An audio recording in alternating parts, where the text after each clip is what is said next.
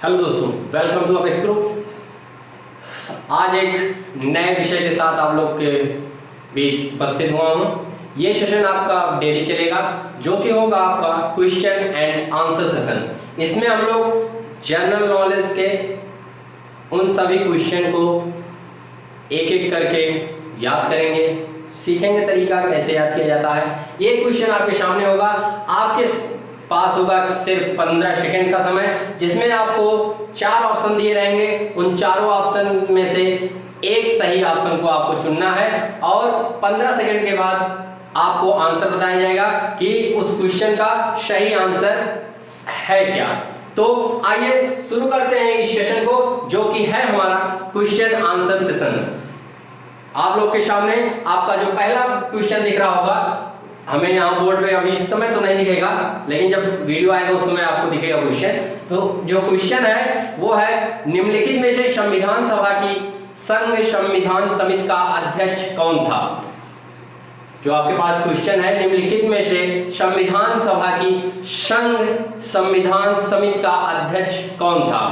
आपके पास 4 ऑप्शन है। उन 4 ऑप्शन में है आपका Jawaharlal Nehru, B.R. Ambedkar, doctor Bhimrao Ambedkar, J.B. Kripalani और चौथा ऑप्शन है आपका अलादी कृष्ण स्वामी अग्र। जो आपका पहला क्वेश्चन है, आपके पास 15 सेकंड का समय। देखते हैं कौन सबसे पहले आंसर देता है।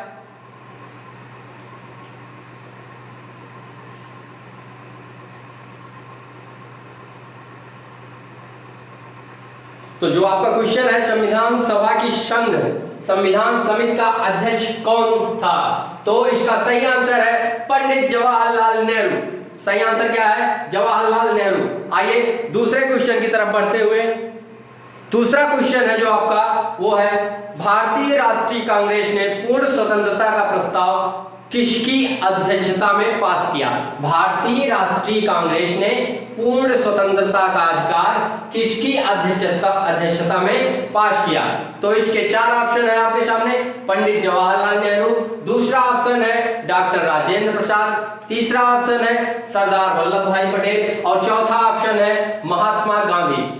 आइए देखते हैं कौन सबसे पहले सही आंसर देता है। इन चारों ऑप्शन में से कोई एक ऑप्शन सही है, आपको चुनना है सही आंसर क्या है। भारतीय राष्ट्रीय कांग्रेस ने पूर्ण स्वतंत्रता का प्रस्ताव किसके अध्यक्षता में रखा था।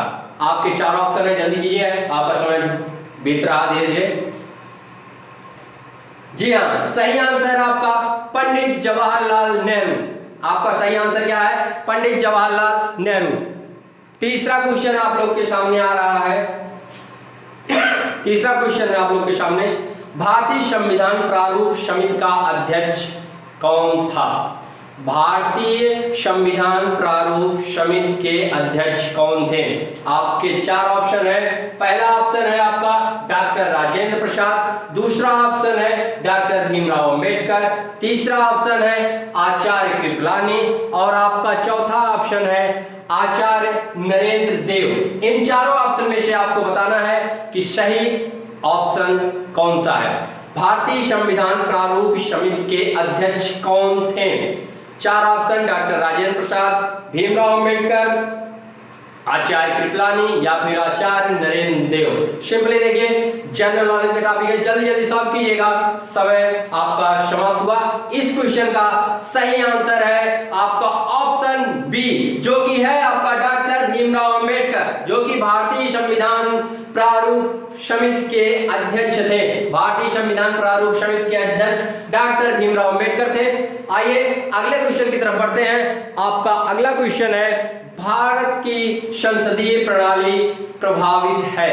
इसमें से किससे प्रभावित है। भारत की जो संसदीय प्रणाली होती है, जो प्रक्रिया होती है, वो किसके अनुसार, जो किसके प्रभाव, उस पर कहाँ का प्रभाव दिखता है।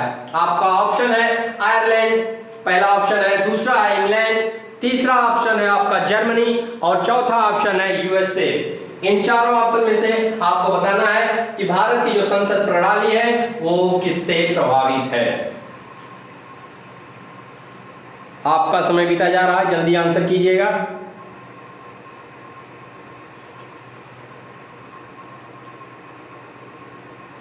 तो सही आंसर है आपका, आंसर है इसका बी।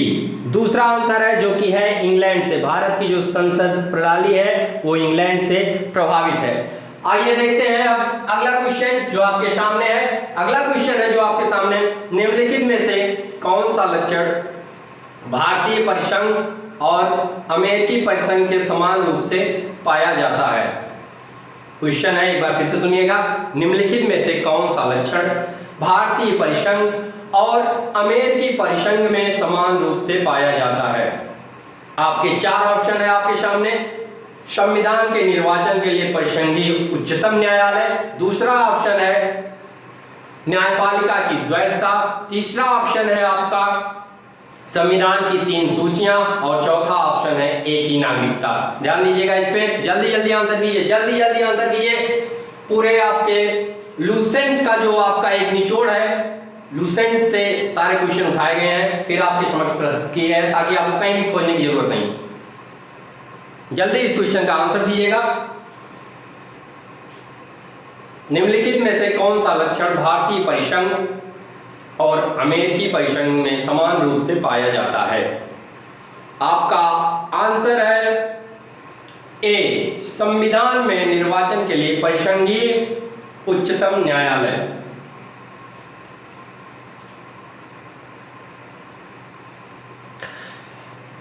आइए आप लोग के सामने अगला जो प्रश्न है वो है, मौलिक अधिकार के अंतर्गत कौन सा अनुच्छेद बच्चों के शोषण से संबंधित है? मौलिक अधिकार के अंतर्गत कौन सा अनुच्छेद बच्चों के शोषण से संबंधित है? आपके ऑप्शन है आर्टिकल 17, दूसरा ऑप्शन है आर्टिकल 24, तीसरा ऑप्शन है आर्टिकल 19 और चौथा ऑप्शन है आर्टिकल 23। अनुच्छेद 17, 19, 23 और 24, इन चारों ऑप्शन में से आपको बताना है कौन सा ऑप्शन सही है।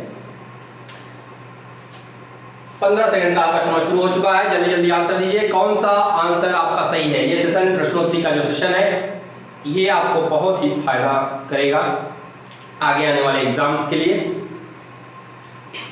इस समय जो लॉकडाउन का महत्व है, लॉकडाउन का जो विशेष महत्व ये है कि आप अपने घर में रहें। इस लॉकडाउन को एक सफल लॉकडाउन बनाने के लिए हमें अपने घरों में रहना है। बहुत ही जब आवश्यक कार्य हो उसी समय हमको बाहर निकलना है। अपेक्स ग्रुप आपसे अनुरोध करता है जब आपको बहुत ही जरूरी कार्य हो तभी आप घर से बाहर निकलें। तो इस क्वेश्चन का आपका जो आंसर है वो है अनुच्छेद 24, आर्टिकल 24 में बच्चों के शोषण के बारे में जिक्र किया गया है। अगला जो आपका क्वेश्चन है वो है, कौन सा अधिकार है, ऐसा कौन सा अधिकार है जो अधिकार निवारक नजरबंदी से प्रतिबंधित होता है? निम्न अधिकारों में से कौन सा अधिकार निवारक नजरबंदी से प्रतिबंधित होता है? आपके चार ऑप्शन है, संवैधानिक उपचारों का अधिकार, दूसरा ऑप्शन है स्वतंत्रता का अधिकार, तीसरा ऑप्शन है सांस्कृतिक एवं शैक्षणिक अधिकार और चौथा ऑप्शन है उपर्युक्त सभी। अब देखिए मैं सामने से देख के पढ़ रहा हूँ इसलिए क्योंकि मेरे सामने जो स्क्रीन लगी उस पर आपके क्वेश्चन आ रहे हैं, तो बोर्ड पे क्वेश्चन बाद में आपके आएंगे क्योंकि प्रोजेक्टर सिस्टम अभी थोड़ा लाने में टाइम है, क्योंकि लॉकडाउन के चलते हमारा जो स्टूडियो है वहाँ जाना थोड़ा मुश्किल हो रहा है, इसलिए थोड़ा इस समय वीडियो अपलोड करने में भी थोड़ा दिक्कत हो रही है। तो कोऑपरेट कीजिए और आपके लिए अच्छे अच्छे प्रश्नों को लेके आ रहे हैं, तो जल्दी से इसका आंसर दीजिएगा। और इसका सही आंसर है आपका स्वतंत्रता का अधिकार, जो कि निवारक नजरबंदी से प्रतिबंधित होता है।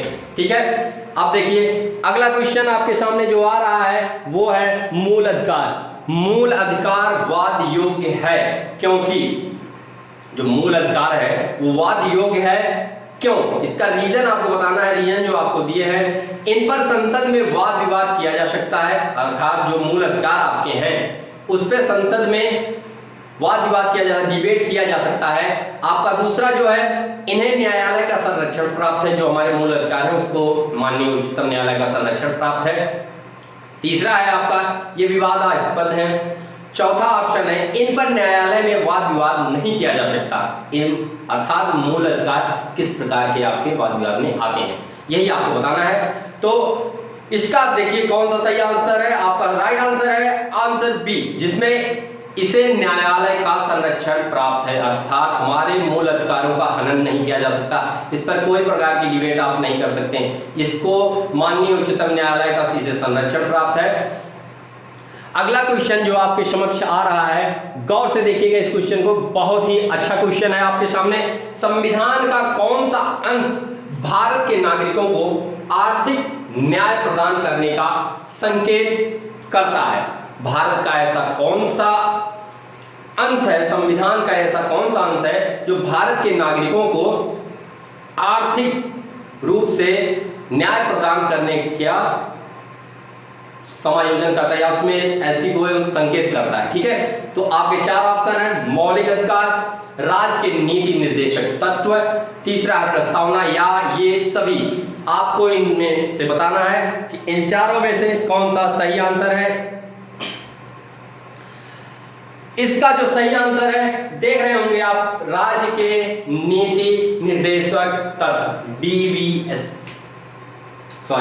डायरेक्टिव स्टेट पॉलिसी, अर्थात इसका जो दूसरा है राज्य के नीति निर्देशक तत्व, तो ये इसका सही आंसर है। अगला जो क्वेश्चन है वो है आपके, राज्य के नीति निर्देशक तत्व के सिद्धांतों के अनुसार किस आयु के बच्चों को, किस आयु तक के बच्चों को निःशुल्क एवं अनिवार्य शिक्षा देने का प्रावधान है? अर्थात राज्य के नीति निर्देशक तत्व जो है हमारे, उसके अनुसार किस आयु तक के बच्चों को निःशुल्क एवं अनिवार्य शिक्षा देने की आशा की जाती है? आपके चार ऑप्शन है, 15, 16, 14 और फिर 18। पहला ऑप्शन 15 वर्ष, दूसरा ऑप्शन 16 वर्ष, तीसरा ऑप्शन 14 वर्ष और चौथा ऑप्शन 18 वर्ष। जल्दी जल्दी आंसर कमेंट बॉक्स में कमेंट कीजिए कौन सा आंसर सही है। आपका सही आंसर है 14 ईयर्स, अर्थात 14 वर्ष के बच्चों तक अनिवार्य एवं निःशुल्क शिक्षा, निःशुल्क एवं अनिवार्य शिक्षा देने की प्रावधान राज्य के नीति निर्देशक तत्वों में है। आपका जो अगला क्वेश्चन है, आइए उसको देखते हैं। राज्यसभा के सदस्य चुने जाते हैं, किस प्रकार चुने जाते हैं? राज्यसभा के जो सदस्य होते हैं वो कैसे चुने जाते हैं? राज्यों की विधान परिषदों के द्वारा, दूसरा ऑप्शन है आपका राज्यों की विधानसभा और विधान परिषदों द्वारा, राज्यों की विधानसभाओं द्वारा और नगर पालिका के सदस्यों एवं ग्राम पंचायतों के सदस्यों के द्वारा। ये आपके चार ऑप्शन है। इन चारों ऑप्शन में से आपको बताना है कि कौन सा ऑप्शन आपका सही है। क्वेश्चन नंबर आपका 11 और इसका जो आंसर सही है वो है राज्य की विधानसभाओं द्वारा आपके राज्यसभा के सदस्य चुने जाते हैं। अगला क्वेश्चन है आपका, ध्यान दीजिएगा, लोकसभा के सत्र का आवासन किया जा सकता है? लोकसभा के सत्र का आवासन किया जा सकता है प्रधानमंत्री के द्वारा, अध्यक्ष के द्वारा, राष्ट्रपति के द्वारा या फिर संसदीय मामले के मंत्री के द्वारा। बताना है कि जो आपका राज्यसभा का जो सत्र चल रहा है उसका आवासन किसके द्वारा किया जा सकता है। 12th क्वेश्चन और इसका जो सही आंसर है वो है आपका राष्ट्रपति के द्वारा। राष्ट्रपति के द्वारा संसद का आवासन किया जा सकता है। लोकसभा सत्र जो है आपका, लोकसभा सत्र का आवासन किया जा सकता है। अगला क्वेश्चन है, भारत एक गणतंत्र है क्योंकि? रीजन बताना है आपको, भारत एक गणतंत्र है क्यों? सॉरी, आपके ऑप्शन है, भारत में राज्याध्यक्ष एक निर्वाचित पद है, भारत में न्यायिक पुनरीक्षण एवं न्यायिक सर्वोच्चता की प्रधानता है, यह लिखित संविधान है जिसका निर्माण जनता के द्वारा हुआ है। अगला ऑप्शन है आपका, संविधान में जनता के अधिकारों और उनकी स्वतंत्रताओं की गारंटी दी गई है। अब इन चारों ऑप्शन में से आपको बताना है कि भारत एक गणतंत्र क्यों है। आपका आंसर जो है वो है, भारत में राज्याध्यक्ष एक निर्वाचित पद है।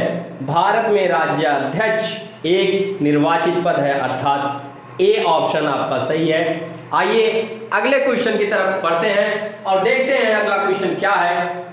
अगला क्वेश्चन है आपका, राष्ट्रपति के निर्वाचन के लिए गठित निर्वाचक मंडल में सम्मिलित होते हैं। 4 ऑप्शन आपके दिए हैं, बताना है कि कौन जो है उस निर्वाचन के लिए गठित जो निर्वाचक मंडल होता है उसमें सम्मिलित होता है। आपका ए ऑप्शन है संघीय संसद और राज्य व्यवस्थापिकाओं के सभी सदस्य। ध्यान से सुनिएगा, राज्य विधानसभाओं के सभी सदस्य, संघीय संसद तथा विधानसभाओं के सभी निर्वाचित सदस्य। सॉरी। और चौथा ऑप्शन है आपका संघीय संसद तथा राज्य विधान परिषद के सभी सदस्य। इसका आपको आंसर बताना है, कौन सा आंसर आपका सही है। इसमें तो सिंपल सा आपका दिख रहा है आंसर, बस आपको बताना है कि कौन सा आंसर सही है। इसका सही आंसर है सी नंबर, ऑप्शन सी, संसदीय संसद, संघीय संसद तथा राज्य विधानसभाओं के सभी निर्वाचित सदस्य।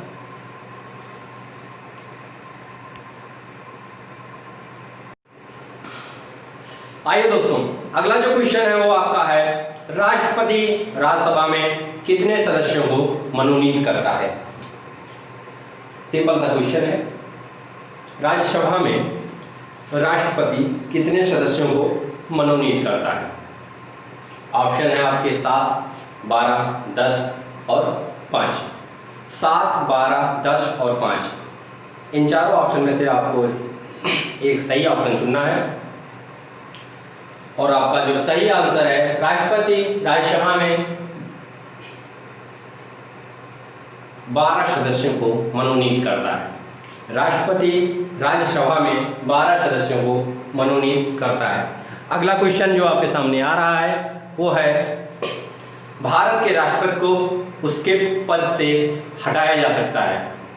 मतलब अब प्रक्रिया आपको बतानी है, जिस प्रक्रिया के द्वारा भारत के राष्ट्रपति को उसके पद से हटाया जा सकता है। ऑप्शन ए है भारत के प्रधानमंत्री के द्वारा, या संसद के द्वारा, लोकसभा के द्वारा, या भारत के मुख्य न्यायाधीश के द्वारा। प्रक्रिया नहीं, आपको बताना है कि किसके द्वारा राष्ट्रपति को हटाया जा सकता है। भारत के प्रधानमंत्री द्वारा, संसद द्वारा, लोकसभा द्वारा, भारत के मुख्य न्यायाधीश के द्वारा। आपके पास 4 ऑप्शन है और इन चारों ऑप्शन में से एक सही ऑप्शन को आपको बताना है कि वो सही ऑप्शन क्या है। भारत के प्रधानमंत्री द्वारा, राष्ट्रपति द्वारा, संसद द्वारा, लोकसभा द्वारा, भारत के मुख्य न्यायाधीश के द्वारा। और आपका सही आंसर है संसद के द्वारा राष्ट्रपति को हटाया जा सकता है। किसके द्वारा? संसद के द्वारा। लूसेंट के सारे क्वेश्चन आप लोग के सामने आ रहे हैं। अगला क्वेश्चन है जो आपका, निम्नलिखित में से कौन सा राष्ट्रपति के निर्वाचन का भाग है परंतु उसके महाभियोग अधिकरण का भाग नहीं है। महाभियोग एक ऐसी प्रक्रिया है जिसके द्वारा राष्ट्रपति या फिर आपके जो CJI होते हैं, इन लोगों को हटाने की एक प्रक्रिया होती है। महाभियोग लगाकर इन लोगों को इनके पद से हटाया जाता है। तो वही प्रक्रिया की बात इसके पिछले वाले क्वेश्चन में मैं कर रहा था। तो क्वेश्चन है आप लोग के पास, निम्नलिखित में से कौन सा राष्ट्रपति के निर्वाचन का भाग है परंतु उसके महाभियोग अधिकरण का भाग नहीं है। लोकसभा, राज्यसभा, राज्यों की विधान परिषदें या राज्यों की विधान सभाएं।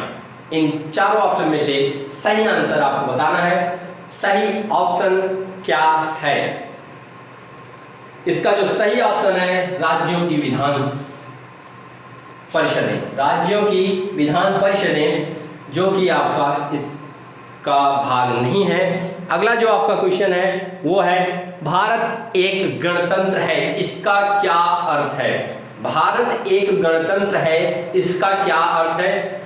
ए, सभी मामलों में अंतिम अधिकार जनता के पास है। पहला जो ऑप्शन है आपका, सभी मामलों में अंतिम अधिकार जनता के पास है। दूसरा ऑप्शन है आपका, भारत में वंशानुगत शासन नहीं है। वंशवाद की प्रक्रिया भारत में नहीं है।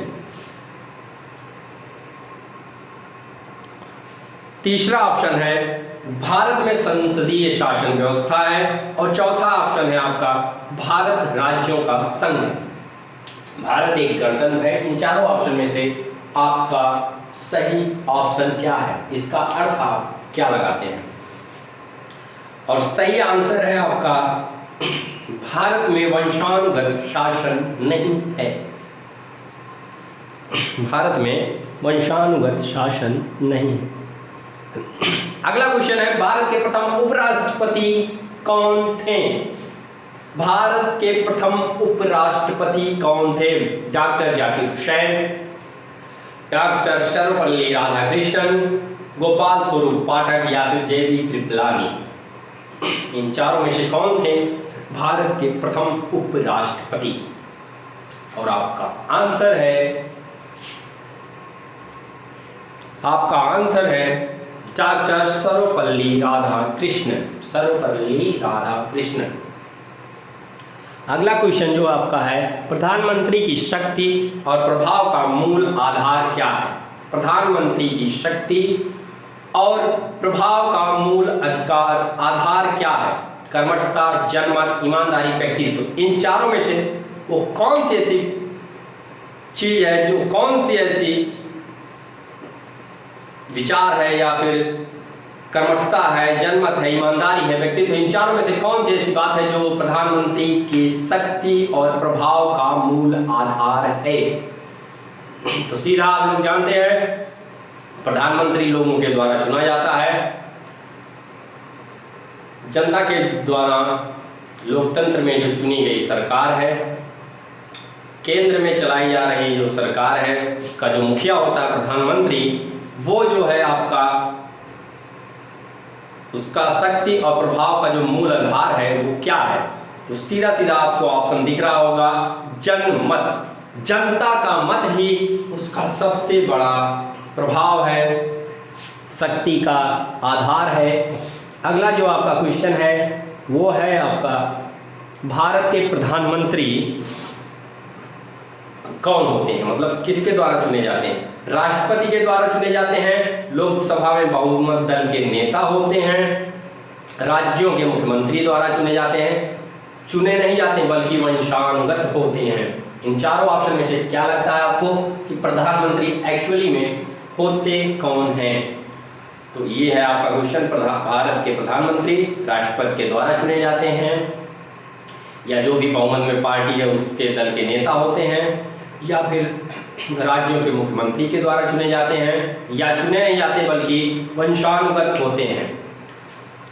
इसका जो आपका आंसर है वो है आंसर बी, लोकसभा के बहुमत दल के नेता होते हैं, अर्थात जो पार्टी बहुमत में आती है 50+1 उसके नेता होते हैं। अगला क्वेश्चन है निम्नलिखित में से किस निकाय की अध्यक्षता गैर सदस्य करता है? मतलब कौन सा ऐसा निकाय है जिसकी अध्यक्षता दूसरा कोई सदस्य करता है, जो पार्टी है वो नहीं करता है? लोकसभा, राज्यसभा, विधानसभा या फिर विधान परिषद? लोकसभा, राज्यसभा, विधानसभा या फिर विधान परिषद? इसका जो सही आंसर है वो है आपका राज्यसभा। राज्यसभा एक ऐसा निकाय है जिसकी अध्यक्षता कोई गैर सदस्य करता है। ठीक है, अगला जो क्वेश्चन है आपके समक्ष वो है निम्नलिखित में से किसके संबंध में राज्यसभा को लोकसभा के अपेक्षाकृत अधिक अधिकार प्राप्त है? अर्थात इसमें कौन सी ऐसी चीज है जिसके संबंध में लोकसभा को राज्यसभा के अपेक्षाकृत राज्यसभा को लोकसभा की अपेक्षाकृत अधिक अधिकार प्राप्त है? धन विधेयक, संविधान का संशोधन, धनेतर विधेयक, नई अखिल भारतीय सेवाओं का गठन करना। इन चारों ऑप्शन में से कौन सा ऑप्शन आपको सही लग रहा है? 15 सेकंड का आपको समय दिया जाता है, जल्दी जल्दी आप लोग बताइए।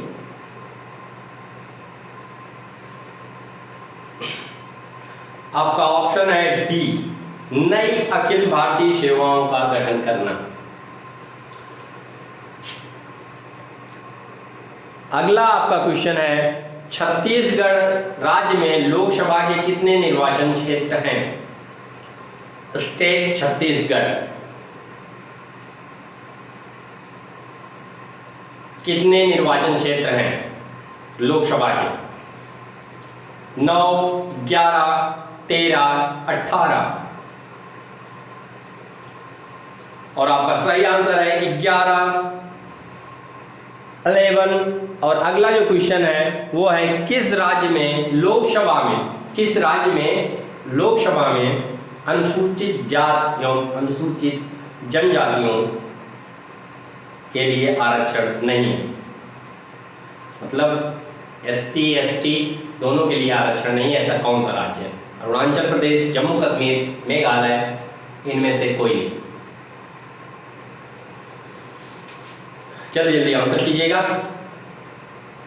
और सही आंसर है आपका जम्मू एंड कश्मीर। सही आंसर है आपका, सॉरी, इनमें से सभी जो आपका सही आंसर है वो है इनमें से सभी। आपका अगला क्वेश्चन है जब कोई पदाधिकारी अपने सार्वजनिक कर्तव्य का पालन नहीं करता है तो उच्चतम न्यायालय उसे जो लेख जारी करेगा वह है।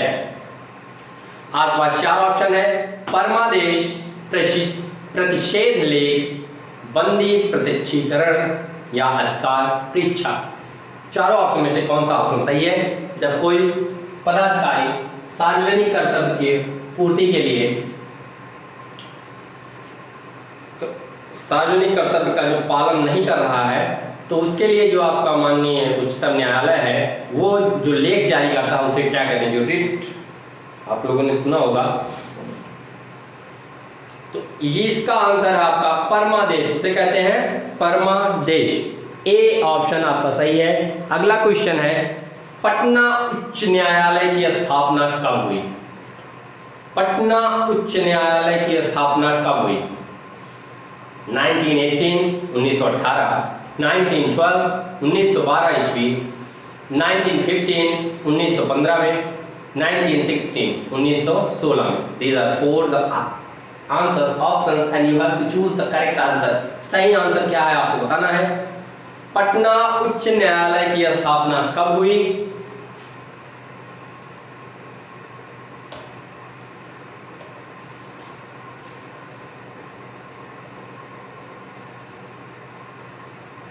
पटना उच्च न्यायालय की स्थापना 1916 में। ऑप्शन डी आपका सही है। अगला जो क्वेश्चन है वो है आपका भारतीय संविधान की 7वीं अनुसूची में संघ सूची के अंतर्गत समाविष्ट है। आपको बताना है कि क्या वो चीज है जो इसके अंतर्गत समाविष्ट है। आपके ऑप्शन है शिक्षा, रेलवे पुलिस, वन और विद्युत। ये 4 आपके ऑप्शन है, बताना है कौन सा उसके अंदर समाविष्ट है।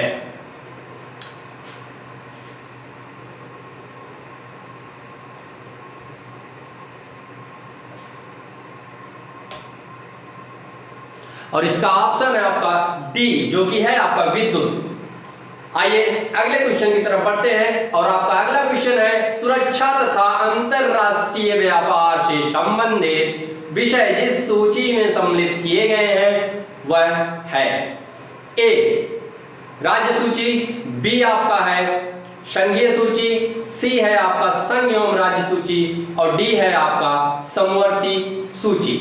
इसमें से किस सूची के अंतर्गत सुरक्षा तथा अंतरराष्ट्रीय व्यापार को संबंधित जो विषय होंगे उसे सम्मिलित किया गया है?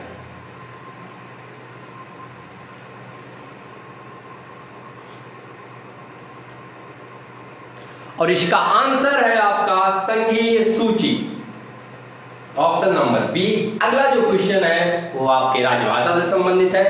राजभाषा के लिए आयोग गठित करने का प्रावधान संविधान के अनुच्छेद में है। वो कौन सा ऐसा अनुच्छेद है? आपको आर्टिकल नंबर बताना है जिसके अंतर्गत राज्यसभा जो राजभाषा है आपकी उसके लिए आयोग गठित करने का प्रावधान है।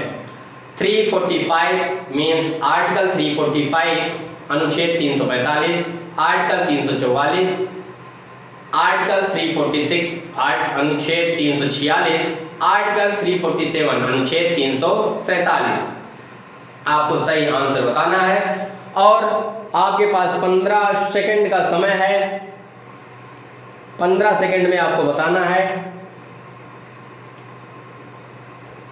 कि कौन सा आंसर सही है। सही आंसर है 344, 344।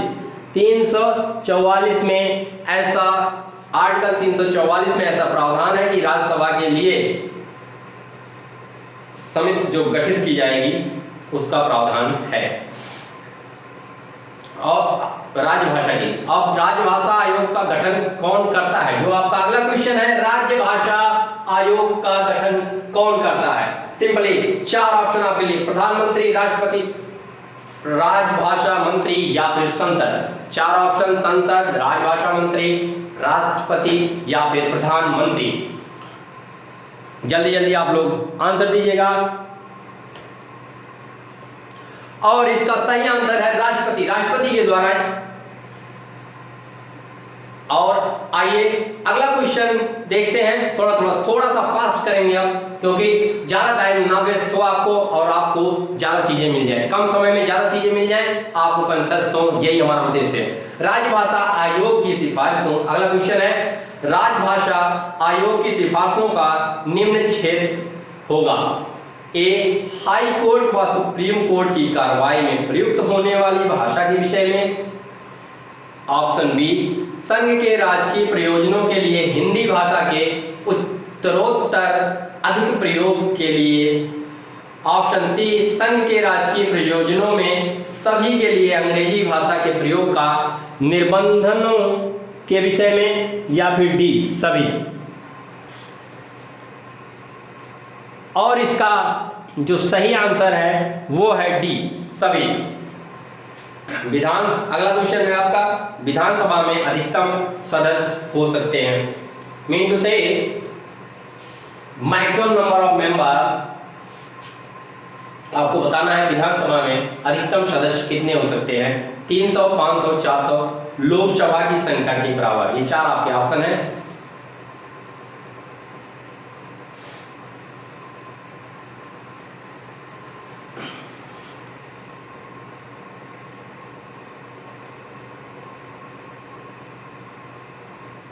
और इसका जो सही आंसर है वो है 500, 500 मैक्सिमम मेंबर हो सकते हैं विधानसभा में।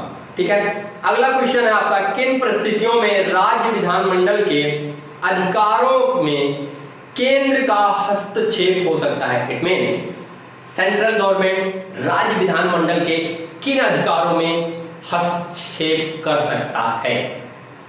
आपके ऑप्शन है, जब संकटकालीन स्थिति की घोषणा हो, जब राष्ट्रपति चाहे, जब संसद चाहे, या फिर जब लोकसभा चाहे। इन चारों में से कौन सा आपका सही आंसर है, आपको बताना है।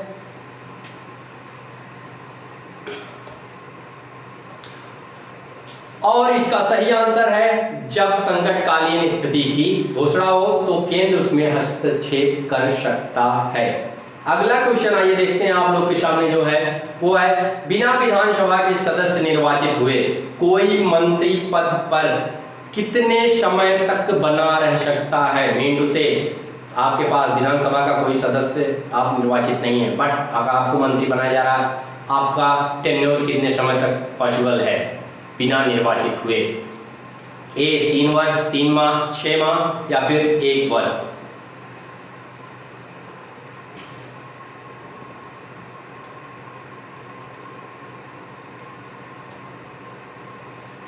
और इसका सही आंसर है आपका 6 माह। 6 महीनों तक बिना निर्वाचित हुए आप किसी मंत्री पद पर रह सकते हैं।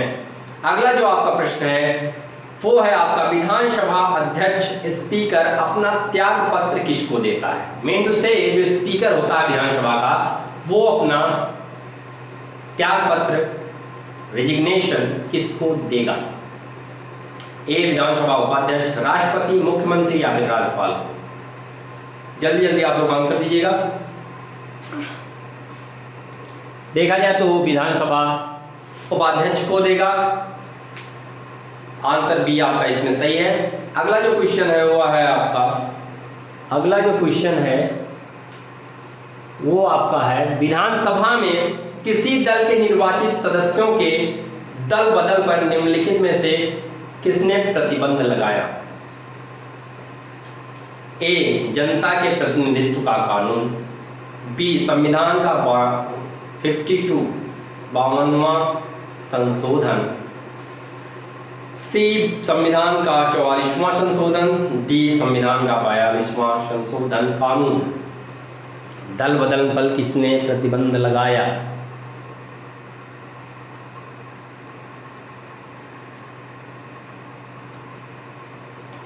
जो आपका 52वां संशोधन हुआ था उसने प्रतिबंध लगाया था इस पर। आइए अगला क्वेश्चन देखते हैं। गवर्नर द्वारा जारी किया गया अध्यादेश किसके द्वारा मंजूर किया जाता है? मीन उसे गवर्नर अगर कोई अध्यादेश पारित करता है, जारी कर रहा है, तो उसे मंजूरी कौन देता है? विधान परिषद द्वारा, राष्ट्रपति द्वारा, राज्यपाल द्वारा या फिर विधान मंडल द्वारा? 4 ऑप्शन आपके सामने है और इसका जो आंसर है वो भी आप लोग के सामने है। आंसर है इसका विधान मंडल द्वारा। विधान मंडल के द्वारा, थोड़ा क्योंकि यहाँ पे जो हमारे फैकल्टी हैं, टेक्निकल फैकल्टी वो नहीं है, तो मुझे ही उसको देखना पड़ रहा है कि कौन सा क्वेश्चन कब कहाँ क्या आना है, तो थोड़ा मुझे आना जाना पड़ रहा है, तो इसके लिए आप डिस्टर्ब ना होइएगा। बस क्वेश्चन पे आप लोग ध्यान दीजिएगा। अगला क्वेश्चन है आपको, किसको समाप्त किया जा सकता है पर भंग नहीं? 4 आपको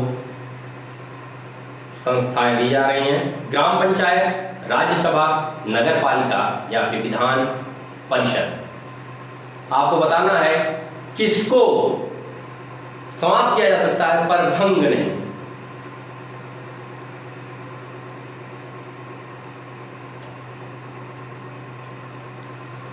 और इसका आंसर है विधान परिषद को समाप्त किया जा सकता है लेकिन उसको भंग नहीं किया जा सकता।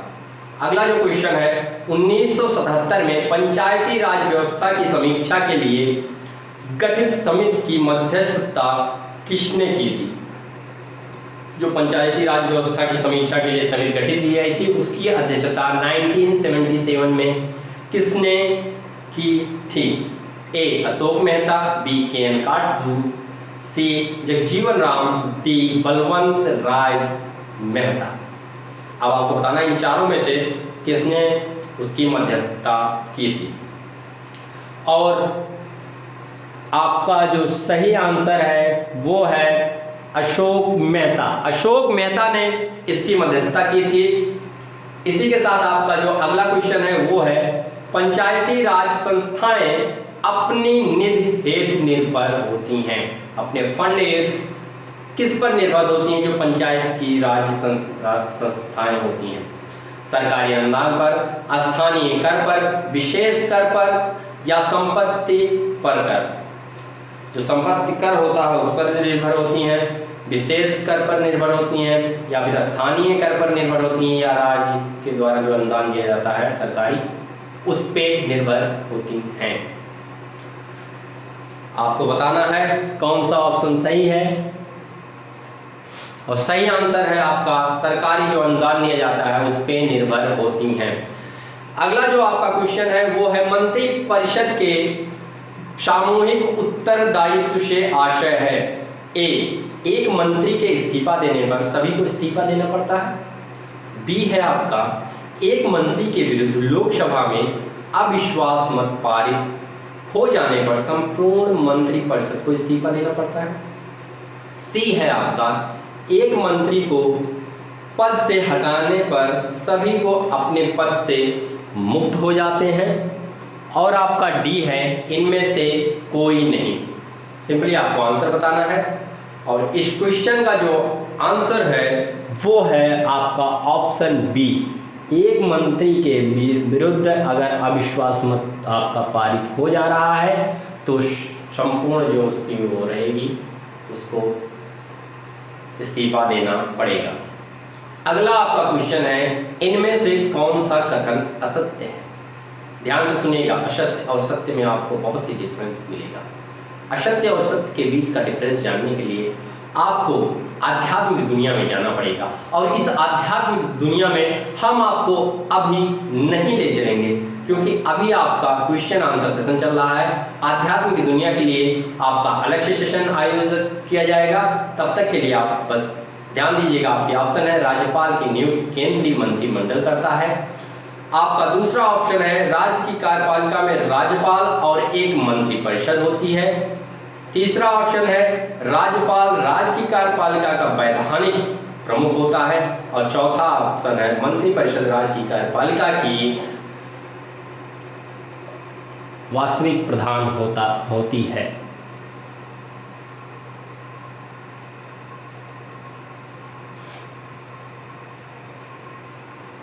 और इसमें जो असत्य कथन आपको चुनना है, और वो है ऑप्शन ए, जो कि है आपका राज्यपाल की नियुक्ति केंद्रीय मंत्रिमंडल करता है। ठीक है, ये आपका गलत है। अगला क्वेश्चन आइए देखते हैं क्या है। ये भी है आपका असत्य कथन बताना है, और उसके आपके चारों ऑप्शन जो है वो है ग्राम पंचायतों की बैठकों की जो अध्यक्षता है वो मुख्यमंत्री करता है। वित्तीय संसाधनों की कमी। तीसरा है पंचायती राज में कार्यस्पष्ट विभाजन नहीं है, और चौथा है आपका अशिक्षा। जल्दी जल्दी आप लोग आंसर बताइएगा। और इसका जो सही आंसर है वो है असत्य कथन बताना था, तो सीधा सीधा आपको दिख रहा है जो ग्राम पंचायतों की बैठकों की जो अध्यक्षता है वो मुख्यमंत्री नहीं करता है, इसलिए ए आपका सही है।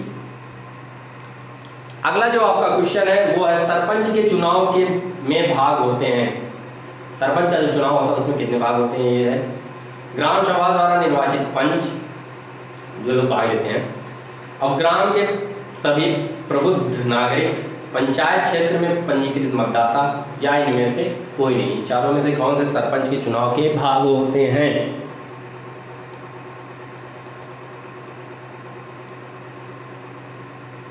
और इसका आंसर है आपका पंचायत क्षेत्र में पंजीकृत मतदाता। पंचायत क्षेत्र में पंजीकृत मतदाता सरपंच चुनाव के प्रमुख जो भाग होते हैं। अगला जो आपका क्वेश्चन है राजस्थान में सर्वप्रथम नगर पालिका की स्थापना कहाँ और कब हुई? राजस्थान में सर्वप्रथम नगर पालिका की स्थापना कहाँ और कब हुई? माउंट आबू में 1864, जयपुर में 1869 में, अजमेर में 1866 में, या फिर ब्यावर में 1867 में। सिंपल आपको आंसर बताना है कि इसका सही आंसर क्या है।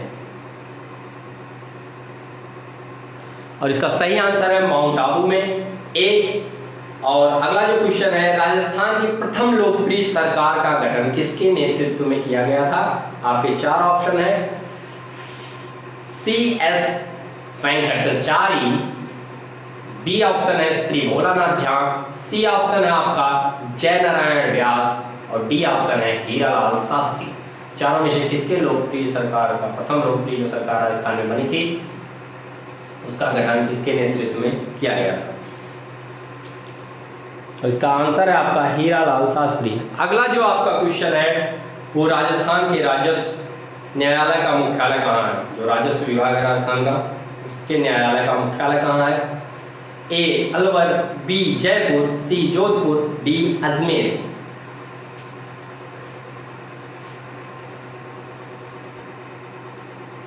और आपका इसका जो सही आंसर है वो है अजमेर, डी ऑप्शन आपका सही है। आइए अगला जो क्वेश्चन है बोरिंग सा नहीं हो रहा है, आज इसी क्वेश्चन पे इसको रोकेंगे, फिर आगे अगले क्वेश्चन में अगला सेशन लेके हम फिर आएंगे। राजस्थान की प्रथम लोकप्रिय सरकार का गठन किसके नेतृत्व में किया गया? A Shri Jai Narayan Vyas, B CS Venkatachari, D Bholanath Jha, और डी है आपका हीरालाल शास्त्री। और इसका सही आंसर है श्री हीरालाल शास्त्री, ऑप्शन डी। तो ये था आपका प्रश्नोत्तरी का जो सेशन था। कुछ ऐसे क्वेश्चन जो आने वाले एग्जाम्स के लिए बहुत इंपॉर्टेंट है वो आप लोग के साथ शेयर किए जा रहे हैं। अब डेली आपका वीडियो अपलोड होगा। हमारे पास अभी जो हमारी टेक्निकल फैकल्टी हमारे साथ नहीं है, इसीलिए थोड़ी सी दिक्कत आ रही है, और नेटवर्किंग प्रॉब्लम में भी यहाँ पे दिक्कत है। क्योंकि हम लोग गाँव में इस समय आ चुके हैं। तो जैसे भी होगा आप लोग के साथ हम लोग जुड़े रहेंगे। बस चैनल को सब्सक्राइब कीजिए, शेयर कीजिए। और लॉकडाउन में एक विशेष बात ध्यान रखिए, जिस तरह जो संख्या है हम लोग देख रहे हैं कि प्रतिदिन मरीजों की संख्या में लगातार इजाफा हो रहा है, इससे हमें घबराना नहीं है। जहाँ तक अगर हम लोग ध्यान दें कि पहले हमारी जो रिकवरी रेट थी बहुत ही कम थी, लेकिन इस समय रिकवरी रेट अप्रॉक्सीमेटली 50% को पार कर गई है। मतलब जितने मरीज हमारे आ रहे हैं आज के दिन, उससे ज़्यादा हमारे ठीक हो जा रहे हैं। कहने का क्या मतलब है, अगर आज 50 आए तो 25 से ज़्यादा ठीक हो जा रहे हैं। तो इससे घबराना नहीं है, इसका डट कर सामना करना है। और हम उन सभी हमारे कर्मवीरों को सलाम करते हैं जो अपनी परवाह किए बगैर अच्छे तरीके से उन मरीजों की देखभाल कर रहे हैं और लगातार इस महामारी से बचने के लिए अथक प्रयास किए जा रहे हैं। घर से दूर हैं लेकिन हमारी सेवा में लगातार तत्पर हैं। उन कर्मवीरों को सलाम। अपेक्स ग्रुप हमेशा आपके साथ है, आपके परिवार के साथ है। इस दौर में बस आपसे एक ही अनुरोध करेंगे कि घर के अंदर रहिए, सेफ रहिए, stay at home, be safe always, and when you will be safe you will be happy and don't worry and don't misguide anyone. कभी भी किसी दूसरे को इस बीमारी को लेकर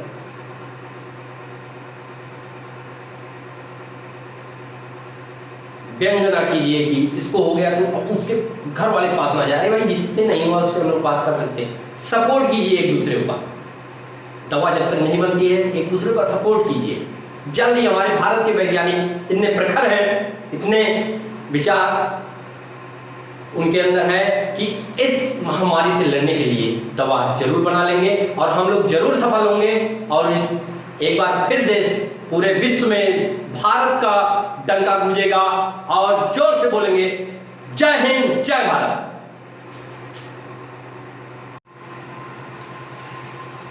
कहीं जाइएगा मत, जुड़े रहिए हमारे साथ।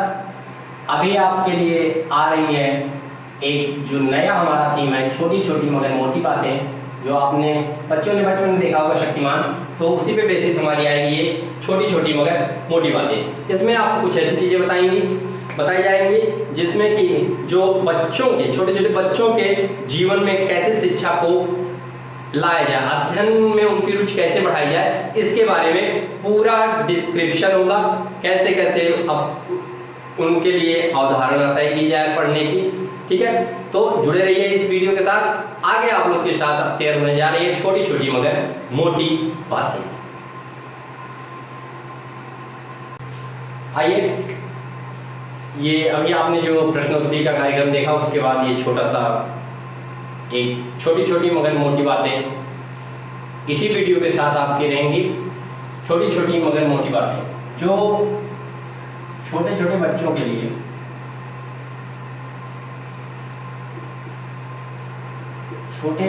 लिए ये है आपकी छोटी छोटी मगर मोटी बातें। छोटी छोटी मगर मोटी बातें। अब देखिए, हम आपको क्या बताने जा रहे हैं कि जब एक छोटा सा बच्चा अपने अध्ययन काल की शुरुआत करता है, पढ़ने की शुरुआत करता है, तो आज का क्या हो गया है कि एक छोटे से बच्चा जैसे क्लास फर्स्ट में जाता है तो माँ बाप क्या करते हैं कि अगर उनका बच्चा कमज़ोर है या उनका बच्चा पढ़ने में बहुत तेज है, जो भी उनको पढ़ाया जा रहा है उसको अच्छे समझ में आ रहा है, लेकिन फिर भी क्या किया जा रहा है, इन बच्चों को ट्यूशन लगवा दिया जा रहा है। ट्यूशन, तो सिंपली मैं आपको एक चीज़ बताना चाहता हूँ, ये जो ट्यूशन है ये बच्चों के ऊपर एक अलग से तनाव या बोझ क्रिएट करता है। जो कि सिंपली मैं ये बता रहा हूँ कि ट्यूशन में क्या करवा रहे हैं आजकल देखा जा रहा है कि एक ही होमवर्क को बार बार रिपीटिशन करवा रहे हैं। और घर पर जो पेरेंट्स हैं, जो अभिभावक हैं, वो क्या सोच रहे हैं कि जो हमारा बच्चा है वो इन होमवर्क को बार बार करके कुछ ना कुछ सीखेगा। लेकिन क्या हो रहा है कि आजकल हम ये भूल जा रहे हैं, ये नहीं सोच रहे हैं कि हमारा बच्चा किसी भी सब्जेक्ट को सीखने के लिए सीख क्यों नहीं पा रहा है। इस बात पे हम ध्यान नहीं दे रहे हैं। गहन अध्ययन हमको करना पड़ेगा। सबसे जो पहली बात कि बच्चा अगर किसी विषय में कमजोर है तो क्या उसकी उसमें रुचि नहीं है, या बच्चा उस विषय को नहीं पढ़ना चाह रहा है, या कोई और ऐसी बातें जो उसके मन में खटक रही हैं या उसको अटक रही हैं, ये हमको बच्चे के अंदर से बाहर निकलवानी है कि आखिर उसको समस्या क्या आ रही है।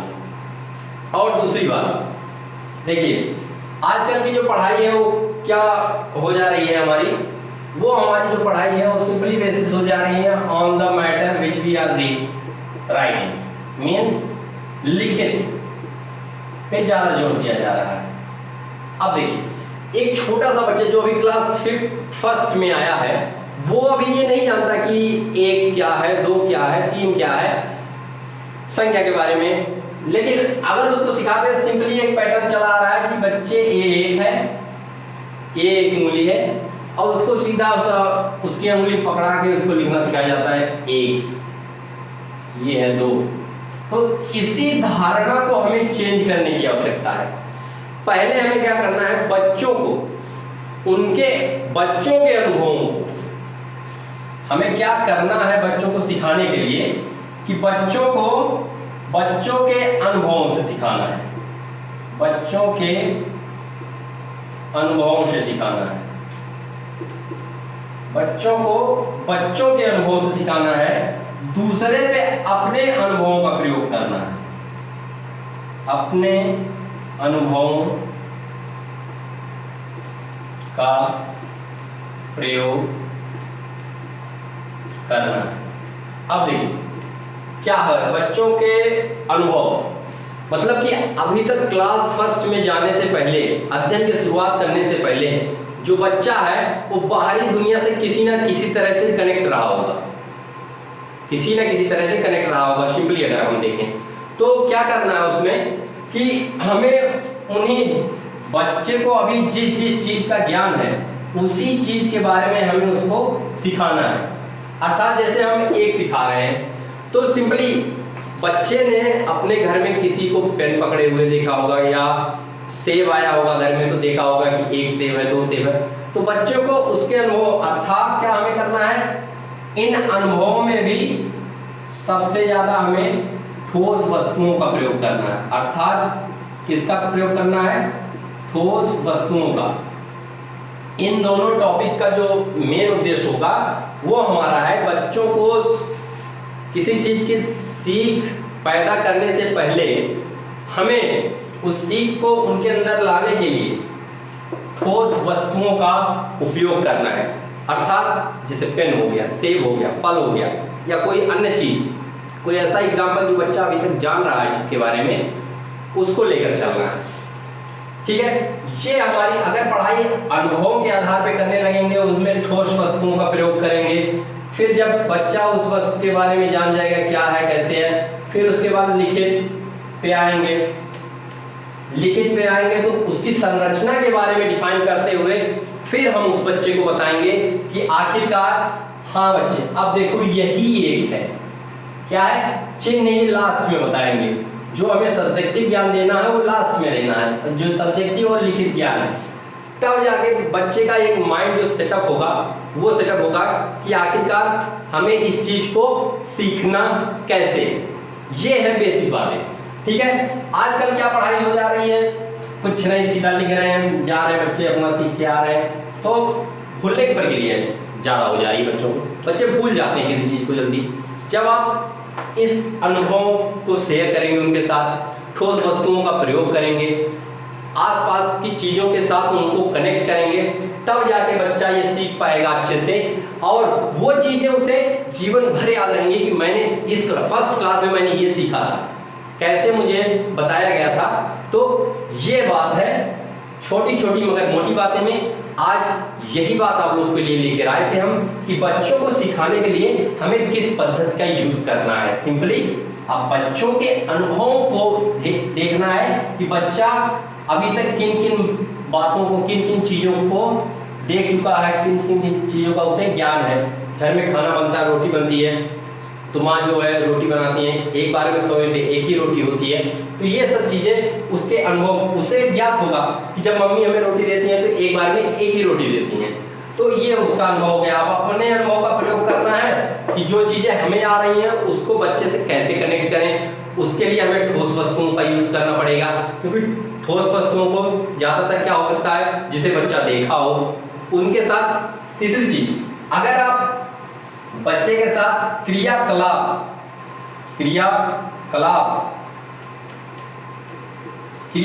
के साथ पढ़ाई करते हैं तो सबसे ज़्यादा इफेक्टिव होगा। क्योंकि अगर मैं यहाँ पे लिखता हूँ XYZ, अगर मैं यहाँ पे लिखता हूँ, ध्यान दीजिएगा, मैंने यहाँ पे लिखा XYZ, तो आपके दिमाग में कोई क्रिएटिविटी नहीं आ रही होगी अभी। और जैसे ही मैं यहाँ पे लिखूंगा मैंगो, ध्यान दीजिएगा, मैंगो या फिर आम, मैंने लिखा XYZ या का ख गा, जो भी लिखना है, ठीक है। अब देखिए इन दोनों चीजों में आपका एक डिफरेंस देखिए, जैसे ही XYZ लिखा आपके दिमाग में कोई भी मतलब प्रतिक्रिया ही नहीं होगी कि एक्चुअली में है क्या। लेकिन मैंने जैसे कहा आम या फिर मैंगो, तुरंत बच्चा क्या ध्यान देगा, आम, मतलब जो पेड़ पे वो लगे होते हैं पके हुए आम उसने खाए होंगे, तुरंत उसका दिमाग उस पर काम करेगा। कहने का क्या मतलब होता है कि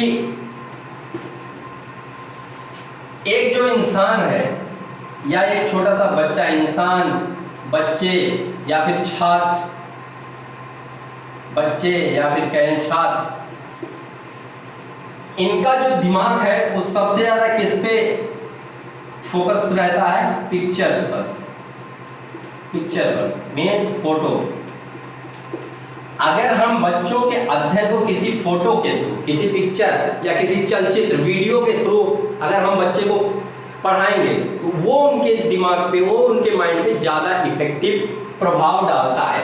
और कहा गया है पिक्चर जो एक बार छप जाती है, जैसे मूवी देखने कोई जाता है, कोई भी बच्चा मूवी, छोटा सा बच्चा मूवी देखने जाता है, तो अगर आगे अपने दोस्तों के साथ वो बातें शेयर करता है कि उस मूवी में ऐसा हुआ, वो हीरो ने उसको मारा ऐसे से, तो यही है चलचित्र, पिक्चर का प्रभाव हमारे दिमाग पे क्या है, वो हमारे दिमाग पे आके छप जाती है, धीरे धीरे धूमिल होती है। लेकिन अगर बार बार उसी छवि का प्रयोग किया गया तो वो हमें याद हो जाती है। मतलब कहने का क्या है कि चलचित्र, कहने का मतलब हमारा क्या है, चलचित्र,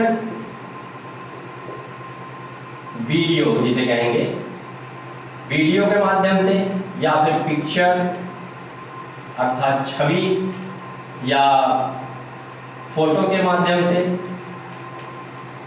जब हम इन चीज़ों का यूज़ करके उस पढ़ाई को बच्चे के सामने रखते हैं तो उसके दिमाग का डेवलपमेंट भी ज़्यादा होता है। साथ में क्रियाकलाप करा रहे हैं तो उसकी मांसपेशियां सब कुछ अलग अलग क्रियाकलाप जो कराएंगे तो सब विकसित होंगी और उसका माइंड मेकअप भी एक हो जाएगा कि हमें किसी चीज़ को कैसे सीखना है।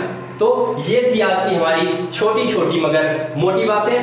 अगले टर्म पे हम कुछ और चीज़ों को लेकर आप लोग के सामने उपस्थित होंगे। तब तक के लिए बस एक काम कीजिए, चैनल को सब्सक्राइब कीजिए, शेयर कीजिए और बेल आइकन को दबाइए ताकि जो आपकी रेगुलर अपडेट्स हैं आपके पास तुरंत आ जाए। धन्यवाद।